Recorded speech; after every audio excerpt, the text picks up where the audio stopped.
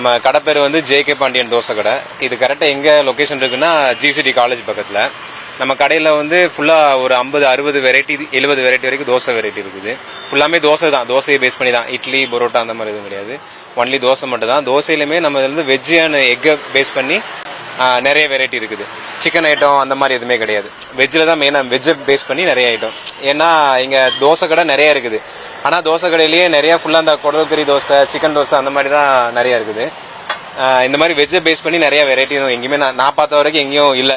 So அதனால தான் இந்த மாதிரி ட்ரை பண்ணலாம். வெஜ்ஜில் நிறைய வெரைட்டி வச்சு சீஸு, பன்னீர், பட்டரு இதை வச்சு ட்ரை பண்ணலாம் அப்படின்னு சொல்லிட்டு நாங்கள் ஆரம்பிச்சது தான் தோசை கடைங்க.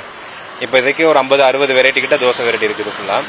இன்னும் நிறைய வெரைட்டி இருக்குது. ஆக்சுவலாக இடம் பத்தல, அதுக்கான டைம் இல்லைங்கிறதுனால கொஞ்சம் வெரைட்டி கம்மி பண்ணி வச்சிருக்கோம். அடுத்த ஸ்டெப்பு நம்ம ஹோட்டல் ரெஸ்டாரண்ட் ஆரம்பிக்கும் போது ரவா வெரைட்டி, ரவா தோசை, அப்புறம் கிட்ஸுக்கு இன்னும் நிறைய வெரைட்டி இருக்குது. இந்த மாதிரி நிறைய தோசை வெரைட்டி இன்னும் இருக்குது.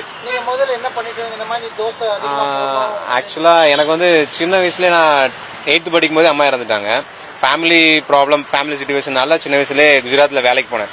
அங்கே ரிலேட்டிவோட ரெஸ்டாரண்ட்டில் இந்த மாதிரி தோசை வெரைட்டி நிறையா போடுறத பார்த்து அங்கே பழகினது தான் அந்த தோசை வெரைட்டி எல்லாமே. அங்கே இப்படி தான் சவுத் இந்தியன் ஃபுட்டு வந்து ரொம்ப ஃபேமஸ் நார்த் இந்தியாவில். அப்படி சரி இங்கே வந்து நான் பார்க்கும்போது 9 வருஷம் நான் குஜராத்தில் வேலை பார்த்தேன்.